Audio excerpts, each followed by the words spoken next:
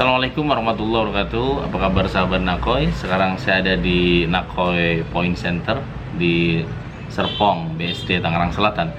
Dan dalam kesempatan yang baik ini, di sore hari ini dalam suasana Ramadan yang mulia, dan kita masih tetap at home di rumah dalam suasana COVID-19, saya ingin membahas tentang awareness yang kedua untuk menjadi manusia di atas rata-rata. Tahukah Anda teman bahwa dalam buku Seven Awareness yang kedua itu disebutkan adalah awareness of silence. Setelah awareness yang pertama adalah awareness of thinking, bagaimana kemudian seseorang itu disebut di atas rata-rata ketika dia bisa memanage bagaimana kemudian cara pikiran bekerja. Dia bisa mengendalikan pikiran dia sehingga kemudian pikiran tidak menjadi raja atas diri dia. Kan dalam buku saya Seven Awareness saya tulis bahwa pikiran bagikan pelayan yang baik sekaligus majikan yang jahat. Kalau dia menjadi pelayan Anda, maka dia akan menjadi pelayan yang sangat baik. Tapi kalau dia menjadi majikan Anda, maka pikiran seringkali menjadi majikan yang sangat jahat. Mungkin kita lihat beberapa contoh kasus. Ketika ada orang yang melakukan korupsi, menurut Anda siapa yang menjadi majikan? Diri dia atau pikirannya? Pikirannya. Menurut Anda siapa yang menjadi majikan ketika ada seseorang yang kemudian melakukan perilaku-perilaku yang kasar, kemudian menzolimi, melakukan tindakan-tindakan yang tidak adil, pasti pikirannya. Maka seringkali pikiran ini harus dikendalikan oleh kita, karena kalau pikiran nggak bisa kita kendalikan, pikiran itu selalu menumpuk keinginan yang sebenarnya bisa juga bukan kebutuhan.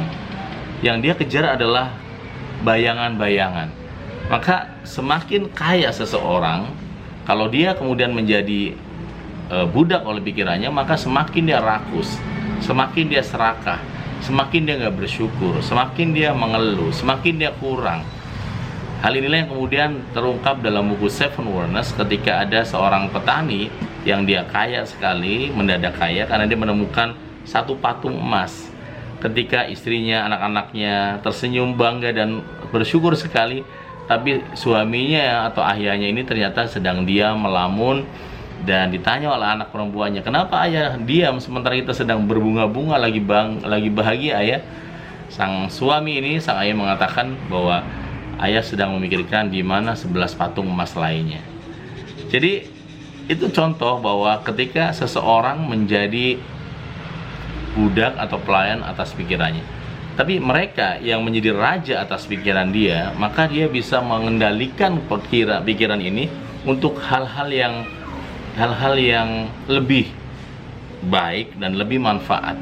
Ketika dia kaya, maka dia bisa mengendalikan pikiran dia bahwa dalam harta saya ada hak anak-anak yatim, ada hak duafa, ada hak orang-orang susah, ada hak mereka. Maka dia kemudian mampu memotong uang tersebut untuk sedekah, donasi dan sebagainya.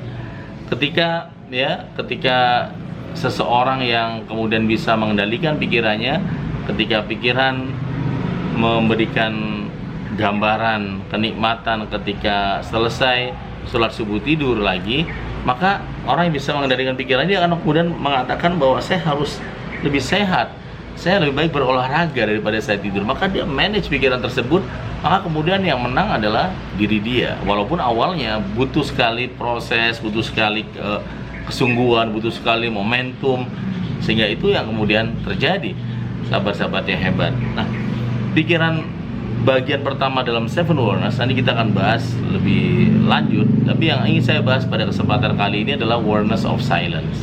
Bahwa orang-orang sukses, orang-orang hebat, orang-orang yang berhasil, dia senantiasa memelihara hatinya untuk ruang-ruang silence. Orang-orang yang dia memiliki hati yang tenang, ruang silent ini, maka tidak mudah terprovokasi, tidak mudah emosi, tidak mudah marah yang gak jelas, tidak mudah tersinggung, tidak mudah tidak memaafkan. Orang-orang yang punya ruang silent ini adalah orang-orang yang memang dia hatinya sudah happiness.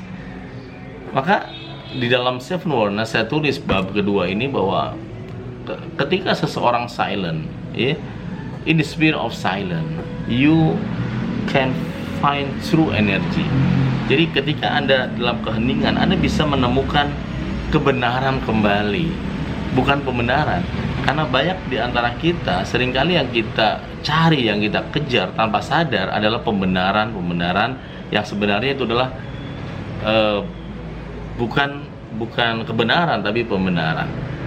Sahabat-sahabat yang hebat, teman-teman yang luar biasa, di Ramadan yang mulia ini, Ramadan yang karim ini, silence juga membuat seseorang itu menjadi lebih bermakna dalam hidupnya.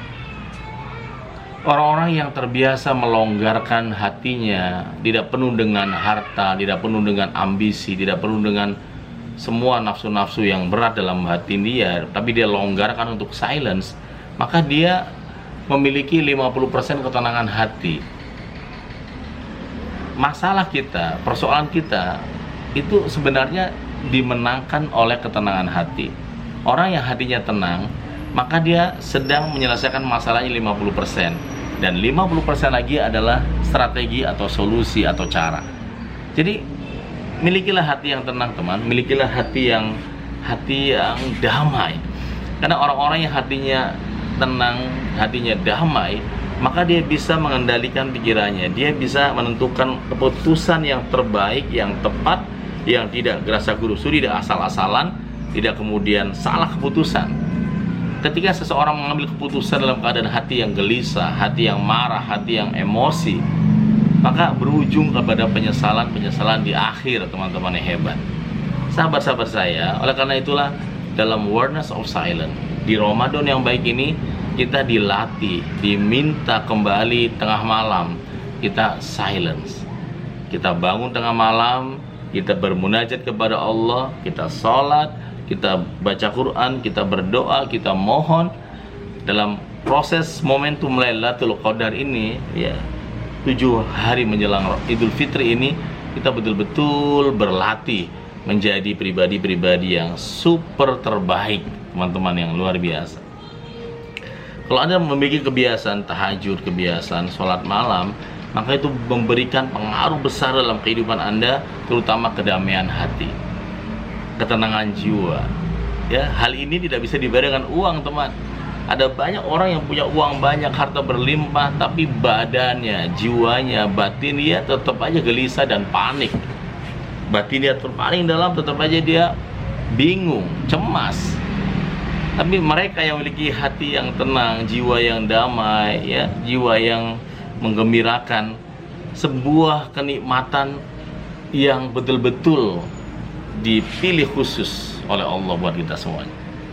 Jadi nikmatilah proses suasana COVID-19 yang bersama dengan Ramadan ini sebagai sebuah momentum titik balik perubahan, di mana Anda mengaktifkan ruang-ruang silence, ruang-ruang di mana Anda bisa menahan diri dari kebiasaan ingin bicara terus. Anda bisa menahan diri, keinginan menguasai situasi, Anda menahan diri, keinginan mengumpulkan harta sebanyak-banyaknya, menahan diri, keinginan untuk menjadi, ya, yang paling egois, Anda menahan diri.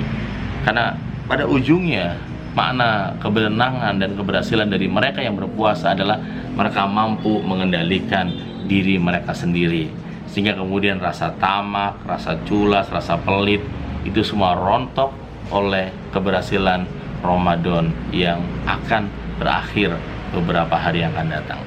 Saya Nana Qasim Yusuf dari buku Seven Wonders. Wassalamualaikum warahmatullahi wabarakatuh.